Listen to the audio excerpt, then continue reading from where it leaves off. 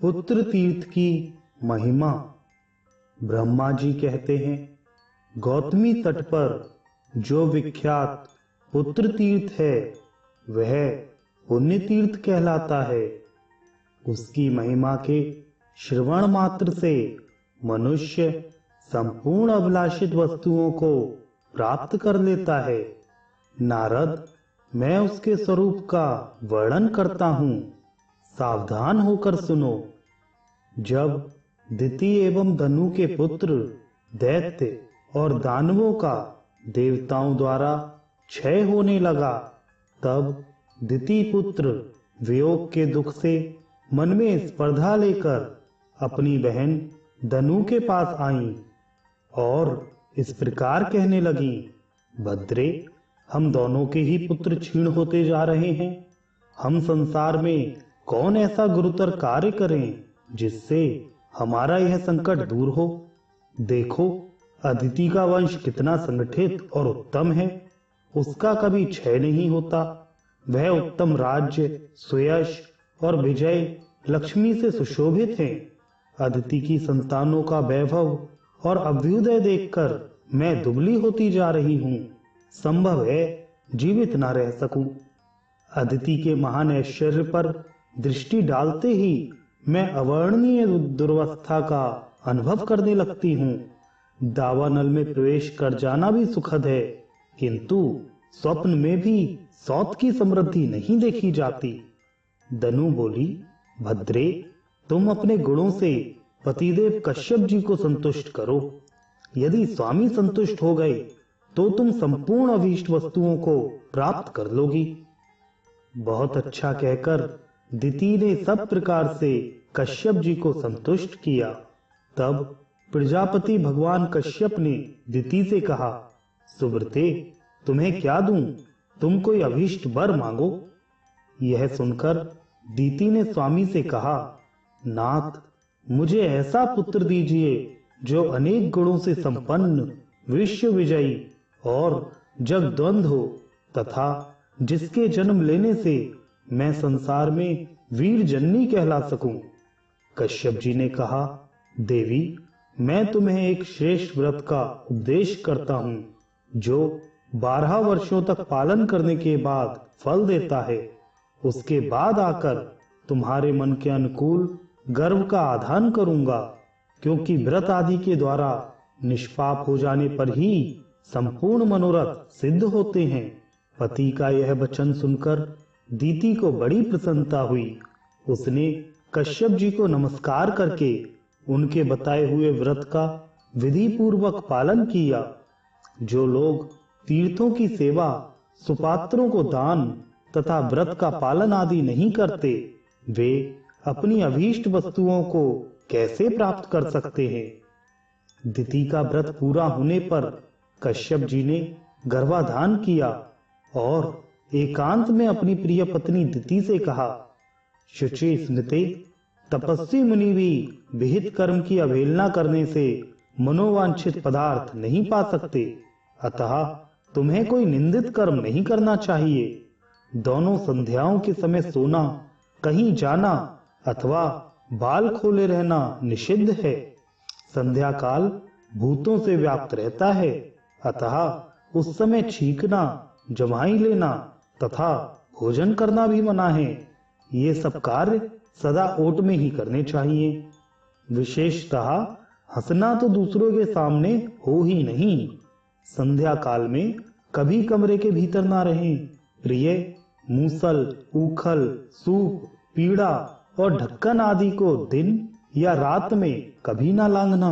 उत्तर की ओर सिरहाना करके तथा संध्या काल में कभी ना सोना, झूठ ना बोलना और दूसरों के घर ना जाना। पति के सिवा और किसी पुरुष पर कहीं भी दृष्टि ना डालना। यदि निरंतर इन नियमों का पालन करती रहोगी तो तुम्हारा पुत्र त्रिभुवन के ऐश्वर्य का भागी होगा।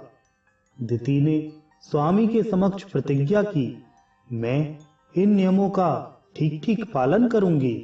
फिर कश्यप जी देवताओं के यहाँ चले गए। इधर दिति का पुण्य जनत बलवान गर्भ दिनों दिन बढ़ने लगा। इन सब बातों को मय नामक दैत्य अपनी माया के बल से जानता था। उसकी इंद्र से मित्रता थी, दोनों में बड़ा प्रेम था। उसने इंद्र के पास एकांत में जाकर विनय पूर्वक कहा, दिति और दनु ने विशेष अभिप्राय से कश्यप जी को संतुष्ट किया है। दिति का गर्भ दिनों दिन बढ़ता है, उसमें नाना प्रकार की शक्तियां हैं। नारद जी ने पूछा, देवेश्वर, महाबली मय नामक दैत्य तो नमुची का प्रिय भ्राता है और नमुची इंद्र के हाथ से मारा गया था, फिर उसकी अपने भाई के शत्रु से मित्रता कैसे हुई? ब्रह्मा जी बोले, पूर्व काल में नमुची दैत्यों का राजा था, उसका इंद्र के साथ बड़ा भयंकर बैर हुआ। एक समय की बात है, इंद्र युद्ध छोड़कर कहीं जा रहे थे। यह देखकर दैत्यराज नमुची भी उनके पीछे लग गया। उसे आगे देख इंद्र भय से व्याकुल हो गए और ऐरावत हाथी को छोड़कर समुद्र के फेन में घुस गए। फिर वज्र में फेन लपेटकर उस फेन से ही इंद्र ने अपने शत्रु का संहार कर डाला। जब नमुची की मृत्यु हो गई, तब उसके छोटे भाई मय ने अपने बड़े भाई के घातक का विनाश करने के लिए बड़ी भारी तपस्या की। उसने अनेक प्रकार की माया प्राप्त की, जो देवताओं के लिए अत्यंत भयंकर थी। उसने संपूर्ण लोकों को शरण देने वाले भगवान विष्णु से वर भी प्राप्त किया। मय दानी और प्रियभाषी था। उसने इंद्र को जीतने के लिए अग्नि और ब्राह्मणों का पूजन आरंभ किया। वह याचकों को मुंह मांगी वस्तुएं देने लगा। वंदी जन सदा उसकी स्तुति करते थे। इंद्र ने वायु से अपने मायावी शत्रु मय की गतिविधि जान ली। तब वे ब्राह्मण का वेश बनाकर उसके पास गए और बोले, दैत्यराज, मैं याचक हूं, मुझे मनोवांछित वर दीजिए। मैंने सुना है आप दाताओं के सिरमौर हैं, अतः आपके पास आया हूं। मैंने उन्हें ब्राह्मण जानकर कहा, दिया हुआ ही समझो। सामने याचक को पाकर दाता यह विचार नहीं करते कि थोड़ा दूं या अधिक। उसके यूं कहने पर इंद्र बोले, मैं तुम्हारे साथ मित्रता चाहता हूं। यह सुनकर मय दैत्य ने कहा, विप्रवर, ऐसे वर से क्या लाभ, आपके साथ मेरा वैर तो है ही नहीं। तब इंद्र ने अपने वास्तविक रूप को प्रकट किया। इंद्र को पहचानकर मय के मन में बड़ा विस्मय हुआ। सखे, यह क्या बात है, तुम तो वज्रधारी हो, तुम्हारे योग्य यह कार्य नहीं है। इंद्र ने हंसकर मय को हृदय से लगाया और कहा, विद्वान पुरुष किसी भी उपाय से अपने अभीष्ट कार्य को सिद्ध करते हैं। तब से मय के साथ इंद्र की गहरी मैत्री हो गई। मय सदा के लिए इंद्र का हितैषी हो गया। उसने इंद्र भवन में जाकर सब बातें बताईं, साथ ही इंद्र को माया भी प्रदान की। इंद्र ने प्रसन्न होकर पूछा, मय बताओ, अब मुझे क्या करना चाहिए? मय ने कहा, अगस्त के आश्रम पर जाओ, वहीं गर्भवती दिति रहती है, उसकी सेवा करते हुए आश्रम में कुछ दिन निवास करो। फिर अवसर देखकर वज्र हाथ में लिए दिति के गर्भ में प्रवेश कर जाओ और वज्र से उस बढ़ते हुए गर्भ के टुकड़े टुकड़े कर डालो। इससे तुम्हारे उस शत्रु का अस्तित्व ही मिट जाएगा। इंद्र ने बहुत अच्छा कहकर मय की प्रशंसा की और विनीत की भांति माता दिति के पास गए। वहां जाकर दैत्य माता की सेवा शुश्रूषा में लग गए। उनके मन में क्या है, इस बात को दिति नहीं जानती थी। उनके गर्भ में जो मुनि का अमोघ तेज था, वह किसी के लिए भी दुर्धर्ष था। इंद्र गर्भ के भीतर प्रवेश करने की इच्छा से अवसर की प्रतीक्षा करते हुए बहुत समय तक वहां रहे। एक दिन दिति संध्या काल में उत्तर की ओर सिरहाना करके सो रही थी। इंद्र ने मन में कहा, यही अच्छा अवसर है। यूं कहकर वे वज्र हाथ में लिए दिति के उदर में प्रवेश कर गए। गर्भ में जो बालक था वह आयुध लिए मारने की इच्छा से आए हुए इंद्र को देखकर भी भयभीत ना हुआ और बोला, वज्रधारी इंद्र, मैं तुम्हारा भाई हूं, तुम मेरी रक्षा क्यों नहीं करते? क्या मुझे मारना चाहते हो? युद्ध के बिना अन्य अवसर पर किसी को मारने से बढ़कर दूसरा कोई पातक नहीं है। मैं गर्भ से निकलूं तब मुझसे युद्ध कर लेना। यहाँ आकर इस प्रकार मारना तुम्हारे लिए उचित नहीं होगा। बड़े लोग विपत्ति में पड़ने पर भी कुमार्ग पर पैर नहीं रखते। मैंने ना तो अभी विद्या पढ़ी है, ना शस्त्र चलाना सीखा है और ना आयुधों का ही संग्रह किया है। तुम विद्वान हो, तुम्हारे हाथ में वज्र शोभा पा रहा है। क्या मुझे मारते समय तुम्हें लज्जा नहीं आती? कुलीन पुरुष कभी भी कुत्सित कर्म नहीं करते। मुझे मारने से तुम्हें क्या मिलेगा, यश अथवा पुण्य? गर्भ में आए हुए प्राणी इच्छानुसार मारे जा सकते हैं, किंतु इसमें कौन सा पुरुषार्थ है? भाई, यदि तुम्हें युद्ध से प्रेम है और मुझसे ही भिड़ना चाहते हो तो निसंदेह चले आओ। यूं कहकर वह बालक भी इंद्र की ओर मुक्का तानकर खड़ा हो गया और बोला, इंद्र, मुझे मारने से तुम बलघाती, ब्रह्मघाती तथा विश्वासघाती कहलाओगे। यही तुम्हें फल मिलेगा। फिर किस लिए मुझे मारने को उद्यत हो? संपूर्ण चराचर जगत जिसकी आज्ञा के अधीन चल रहा है, वह मुझ जैसे बालक की हत्या करे, इसमें कौन सा यश और क्या पुरुषार्थ है? गर्भ का बालक यूं ही कहता रहा, किंतु इंद्र ने अपने वज्र से उस बालक के टुकड़े टुकड़े कर दिए। सच है, क्रोधांध और लोभी मनुष्यों को किसी पर दया नहीं आती। इतने पर भी गर्भस्थ बालक की मृत्यु नहीं हुई। सभी टुकड़े जीवित बालकों के रूप में परिणित हो गए और दुख से रोते हुए बोले, क्यों मारते हो? हम तुम्हारे भाई हैं। किंतु इंद्र ने एक ना सुनी, उन खंडों के भी टुकड़े टुकड़े कर डाले। वे भी जीवित होकर बोले, इंद्र, हमें ना मारो, हम तुम पर विश्वास करते हैं, माता के गर्भ में पड़े हैं और तुम्हारे ही भाई हैं। परंतु कौन सुनता था? जिनकी बुद्धि द्वेष से नष्ट हो गई है, उनके चित्त में करुणा का एक कण भी नहीं रह जाता। गर्भ के सभी टुकड़े हाथ, पैर और नूतन जीव से युक्त हो गए। उनमें किसी प्रकार का विकार नहीं रह गया। उनकी संख्या 1 से बढ़कर 49 हो गई। यह देखकर इंद्र को बड़ा विस्मय हुआ। वे सब के सब रो रहे थे। इंद्र ने उन्हें सांत्वना देते हुए कहा, मारुत, मत रो। इनके ऐसा कहने से ही उनका नाम मरुत हो गया। वे गर्भ में ही अत्यंत बलवान और महापराक्रमी हो गए। उन्होंने गर्भ के भीतर से ही मुनिवर अगस्त्य को, जिनके आश्रम में माता टिकी हुई थी, पुकार कर कहा, मुने, हमारे पिता आपके भाई हैं। वे आपकी मैत्री का बहुत आदर करते हैं।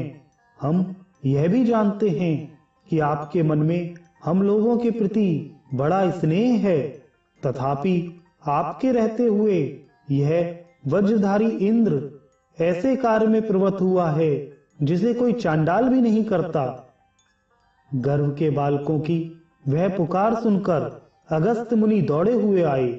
उन्होंने दिति को जगाया। वे गर्भ की वेदना से पीड़ित थीं। उस समय अगस्त्य ने अत्यंत कुपित होकर शचीपति इंद्र को शाप दिया, इंद्र, संग्राम में शत्रु तुम्हारी पीठ देखेंगे। दिति ने भी गर्भ में समाये हुए इंद्र को रोषपूर्वक शाप दिया, तूने बच्चों को मारकर कोई पुरुषार्थ नहीं किया, अतः मैं शाप देती हूं कि तू राज्य से भ्रष्ट हो जाएगा। इसी समय वहां प्रजापति कश्यप जी भी आ पहुंचे। अगस्त्य के मुख से इंद्र की यह कुत्सित चेष्टा सुनकर उन्हें बड़ा दुख हुआ। कश्यप जी ने कहा, बेटा, गर्भ के बाहर निकलो। तुमने यह क्या पाप कर डाला? उत्तम कुल में उत्पन्न पुरुष कभी पाप में नहीं लगते। पिता का आदेश सुनकर वज्रधारी इंद्र गर्भ से बाहर निकले। उस समय लज्जा के मारे उनका मुंह नीचा हो रहा था। वे बोले, पिताजी, जिस साधन से मेरा कल्याण हो वह बताइए, मैं उसे अवश्य करूंगा। तब कश्यप जी लोकपालों के साथ मेरे पास आए और सब बातें बताकर पूछने लगे। दिति के गर्भ की शांति, गर्भस्थ बालकों की इंद्र के साथ मित्रता, उन बालकों की निरोगता, इंद्र की निर्दोषता तथा अगस्त के दिए हुए शाप का क्रमशः उद्धार कैसे हो। तब मैंने कश्यप से कहा, प्रजापते, तुम वसुओं, लोकपालों तथा इंद्र के साथ लेकर शीघ्र ही गौतमी नदी के तट पर जाओ और वहां स्नान करके सबके साथ महादेव जी की स्तुति करो। फिर शिव की कृपा से सब कल्याण ही होगा। अच्छा, ऐसा ही करूंगा। यूं कहकर कश्यप मुनि गौतमी नदी के तट पर गए और देवेश्वर भगवान शिव की स्तुति करने लगे। समस्त दुखों को दूर करने के लिए दो ही देवता समर्थ बताए गए हैं, एक तो परम पवित्र गौतमी नदी और दूसरे करुणानिधि शिव। कश्यप बोले, देवेश्वर शंकर, मेरी रक्षा कीजिए। लोक वंदित परमेश्वर, मेरी रक्षा कीजिए। सबको पवित्र करने वाले वागीश, रक्षा कीजिए। सर्पों का आभूषण पहनने वाले शिव, रक्षा कीजिए। धर्म स्वरूप वृषभ पर सवारी करने वाले देवता, रक्षा कीजिए। तीनों वेद जिनके नेत्र हैं, ऐसे भगवान त्रिलोचन, रक्षा कीजिए। गोधर लक्ष्मीश, रक्षा कीजिए। गज चर्म का वस्त्र धारण करने वाले शर्व, रक्षा कीजिए। त्रिपुरहर, रक्षा कीजिए। अर्धचंद्र से विभूषित नाथ, रक्षा कीजिए। यज्ञेश्वर सोमनाथ, रक्षा कीजिए। मनोवांछित फलों के दाता, रक्षा कीजिए। करुणाधाम, रक्षा कीजिए। मंगलदाता, रक्षा कीजिए। सबकी उत्पत्ति के हेतुभूत परमात्मन, रक्षा कीजिए। पालन करने वाले वासव, रक्षा कीजिए। भास्कर, वितेश, रक्षा कीजिए। ब्रह्म वंदित शिव, रक्षा कीजिए। विश्वेश्वर, रक्षा कीजिए। सिद्धेश्वर, रक्षा कीजिए। पूर्ण परमेश्वर, आपको नमस्कार है। करुणा सागर शिव, भयंकर संसार रूपी दुर्गम प्रदेश में विचरने के कारण जिनका चित्त उद्विग्न हो रहा है, ऐसे जीवों के लिए आप ही शरण हैं। इस प्रकार स्तुति करने वाले कश्यप जी के समक्ष भगवान शंकर प्रकट हुए और उनसे वर मांगने के लिए कहा। कश्यप जी ने विनीत होकर भगवान शिव से इंद्र की समस्त चेष्टाओं का विस्तार पूर्वक वर्णन किया। साथ ही यह भी बताया कि मेरे पुत्रों का जो नाश हो रहा है, उनमें परस्पर शत्रुता बढ़ रही है, इंद्र को पाप और शाप की प्राप्ति हुई है, यह सब शांत हो जाए।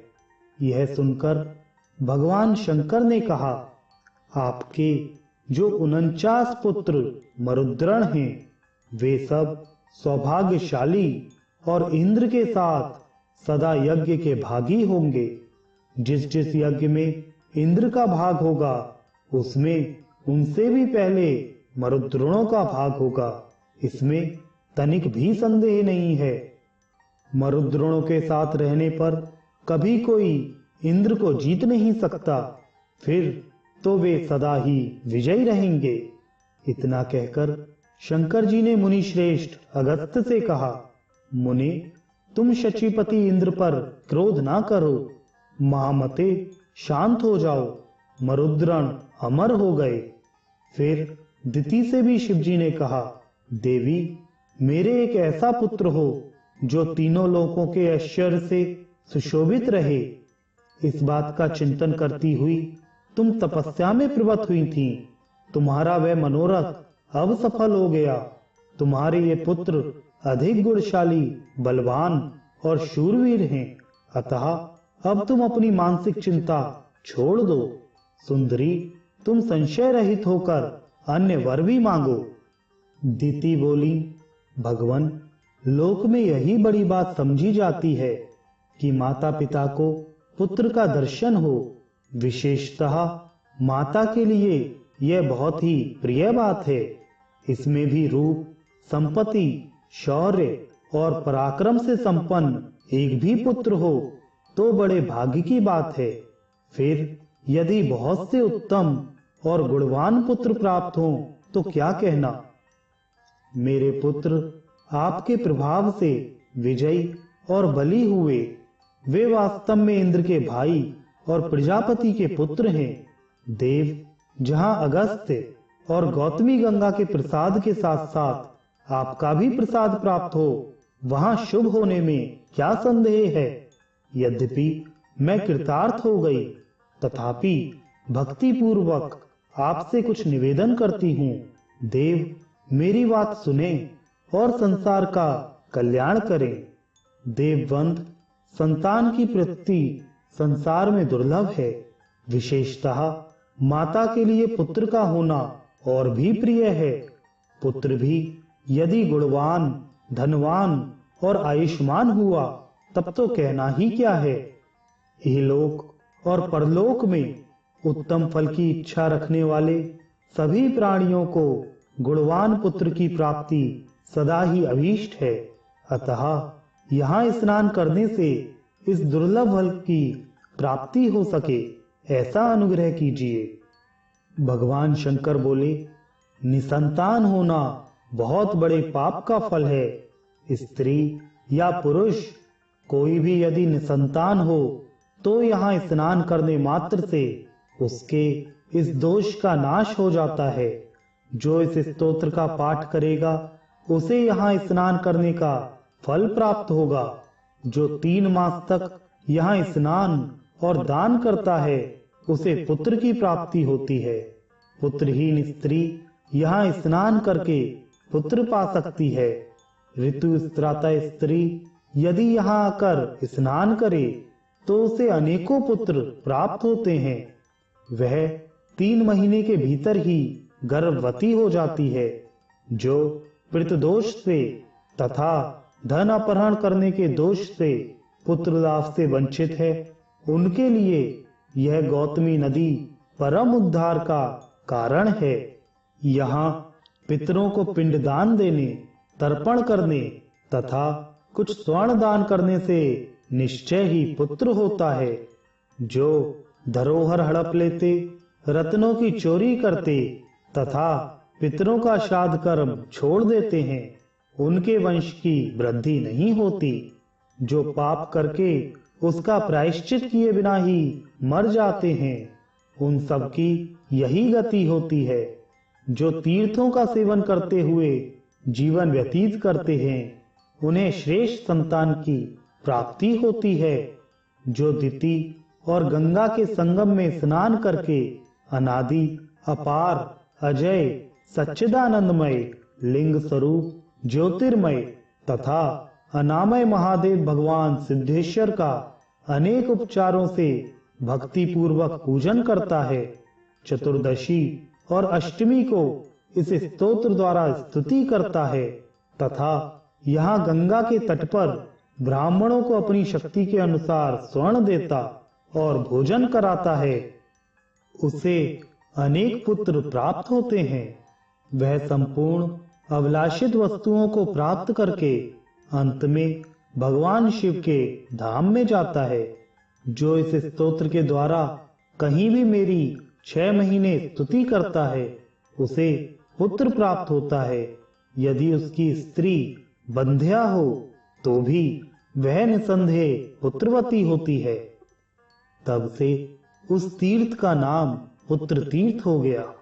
वहां स्नान दान आदि करने से समस्त कामनाओं की पूर्ति होती है। मरुद्गणों के साथ मैत्री होने के कारण उसे मित्र तीर्थ भी कहते हैं। यहाँ स्नान करने से इंद्र निष्पाप हुए थे, इसलिए वह इंद्र तीर्थ या शाक तीर्थ भी कहलाता है। जहाँ इंद्र को अपनी खोई हुई लक्ष्मी प्राप्त हुई, वह कमला तीर्थ कहलाया। ये सब तीर्थ समस्त अभीष्ट पदार्थों को देने वाले हैं। भगवान शिव यह कहकर ही यहाँ की सब कामनाएं पूर्ण होंगी अंतर्धान हो गए और कश्यप आदि सब लोग कृतकृत्य होकर जैसे आए थे वैसे लौट गए।